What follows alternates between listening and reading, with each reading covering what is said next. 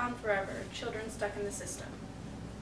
According to an article written on November 6, 2013, titled Same-Sex Adoption's Next Frontier for LGBT Advocates, Susan James for ABC News Network states, today an estimated 399,546 children remain in foster care in the United States. Of those, 101,719 are waiting to be adopted, and 23,439 have aged out of the system. These statistics are unacceptable, considering the fact that if gay adoption was an easier process for couples, the foster systems would shrink exponentially. These children, who would otherwise be stuck in foster care for their entire childhood, would have forever homes. How can we sit back and watch these kids suffer when there's a solution right in front of our faces? To solve the foster child epidemic, homosexual couples should not be denied the right to adopt children as easily as heterosexual couples based on religion, government, or prejudice. Gay or lesbian couples should not be turned down to adopt a child just because it doesn't agree with someone's religion. As of June 26, 2015, same-sex marriage was legalized in the United States. This was a huge step towards equality for the LGBT people and groups across the country, but it didn't signify an end for the fight for equality. Pope Francis was surprisingly supportive of this movement, and according to an article for Think Progress titled Pope Francis Offers New Details About His Stance on LGBT People, written on January 10, 2016, by Jack Jenkins, stated, "If a person is gay and seeks out the Lord and is willing, who am I to judge that person?" I was shocked to hear that even though he's supporting their rights to marriage, he does not support same-sex parenting. In the same article by Jack Jenkins, the Pope writes, "If there's a union of private nature, there is neither a third party nor society affected. Now, if the union's given the category of marriage and they're given adoption rights, there could be children affected." For someone who belongs to a religion that promotes love and acceptance, it's astounding that he could be so opposed to this issue. But he's not the only one opposed.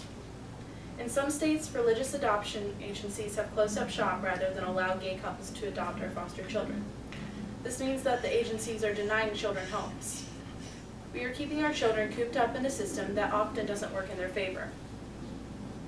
Everyone has their own set of beliefs, but when they do not keep the church and state separate, things can be very gray. It's impossible to run an equal country if we're bringing religion into our government. Our government should not have any say in who can and cannot adopt based only upon sexual orientation. As stated earlier, same-sex marriage was recently legalized by the Supreme Court, which opens the door to more acceptance and family-building opportunities. But there are still too many people that are trying to create laws against gay adoption. One of them is Katie. On an episode of the popular television show 30 Days, hosted by Morgan Spurlock on June 24, 2008, Katie is put into the home of two gay dads and their 4 children.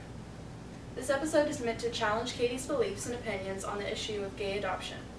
She was adopted as a child, and her own children are adopted, so she knows quite a bit about the system. Despite these factors, she's completely against the 2 fathers, Dennis and Tom, being allowed to have children. The fathers and their children are a stable family that goes to church and is a church that's accepting of their lifestyle, but that wasn't enough for Katie. Throughout the 30 days, there are many instances where Katie is conversing about the topic and why she feels the way she does about it. She often walks away from the conversation and says she feels attacked. She was not willing to consider anything that went against her own religion. It was really hard to watch someone be so close-minded about the issue, especially when she knows firsthand what goes on inside of the system. Katie let her religious beliefs dictate her feelings on gay adoption and never ended up accepting Tom and Dennis and their children as an appropriate family. According to the above episode, she says, "I don't want children to be put into gay and lesbian households to proliferate the openness of gayness and lesbianism." At the end of the episode, Tom and Dennis only ask one thing of Katie. They do not want her to actively press against gay adoption by trying to make laws against it. They understand that different people have different opinions, but he doesn't agree that you should destroy something that someone believes in solely because it doesn't agree with their religion. They made sure to make their stance clear on this by saying that they don't want to bash Katie's religious beliefs because they are her own. In a country that preaches freedom, it seems illogical that there is so much prejudice and discrimination towards homosexual couples that are trying to adopt. It's not uncommon for adoptions to occur in bad male-female headed households, but they're still allowed the right to easily adopt a child. The argument often arises that homosexual couples aren't capable of parenting. But as stated in the article, Why Same-Sex Parents May Be Better at Raising Kids by Sabrina Bachai for Medical Daily on July 7, 2014, when deciding the time is right to have a child, however, gay couples tend to be more prepared due to the many channels they must go through compared to their heterosexual counterparts. I remember when I was in 7th grade, we had to read weekly current event magazines. One of them had a political cartoon. This is it, I actually found it. If you can see.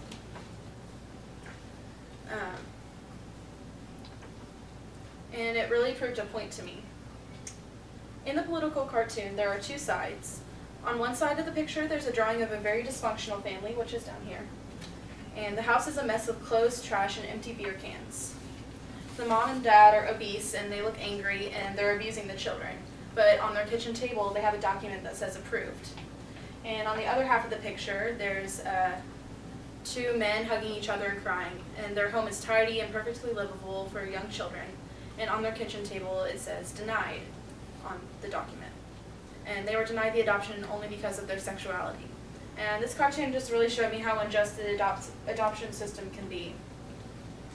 The only way we can begin to build a better future for the foster kids of tomorrow is completing a basic rework of the adoption system. This involves better screening based upon the character of the couple and not their sexual orientation. There should be a more specific formula to decide who is and who is not capable of parenting. Instead of pressing laws against gay adoption, we should be pushing towards more efficient and appropriate ways to address the issues of parenting capability. There should be a better watching period where a live-in observer or social worker would get a first-hand look at the family and the ways they live. No one can put on a show 24/7, so this would be effective in showing the observer the true characters of the parents. Many couples have been known to only adopt children for the government and financial benefits. This is unfair to the child and makes the system look bad. Mother-father headed homes are traditionally accepted, but some of the best parenting happens within the walls of a homosexual couple's home.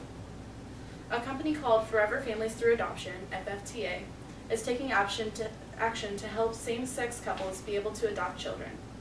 Corey and Keith are one of the many stories of success. In an interview with FFTA, they say, "We always knew we wanted to be parents from the day we met 9 years ago. When the time came to make those dreams come true, we turned to adoption."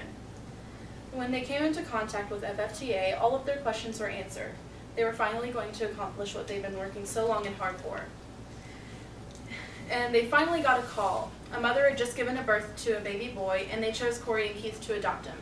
But they were lucky. Many gay couples are denied the right to adopt or have to go through longer wait periods than heterosexual couples. Even if your religion, political standing, or personal opinions on homosexuality may be against gay adoption, you have to look at the facts about these children who are being neglected and left behind. According to an article titled 184 Children Abused or Neglected Under Supervision of State for the Boston Globe by Michael Livingston states, more than 180 children were abused or neglected while in state custody last year. This is not acceptable for the children of the United States of America. We are a privileged country. These statistics are astounding and intolerable. In Louisiana, a study later titled Lifting the Veil, A Critical Look at Foster Care, conducted in conjunction with the civil suit, found that 21% of abuse or neglect cases involved foster homes. These alarming statistics should be the sole factor for the consideration in regards to the qualifications of who's adopting these children, rather than the sexuality of them.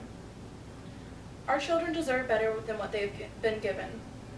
It comes down to this quote by Desmond Tutu.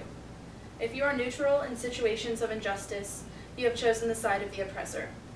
If we are doing nothing to perpetuate the ability of gays and lesbians to adopt, we are ensuring that less children will have the opportunity to be accepted into a loving forever home.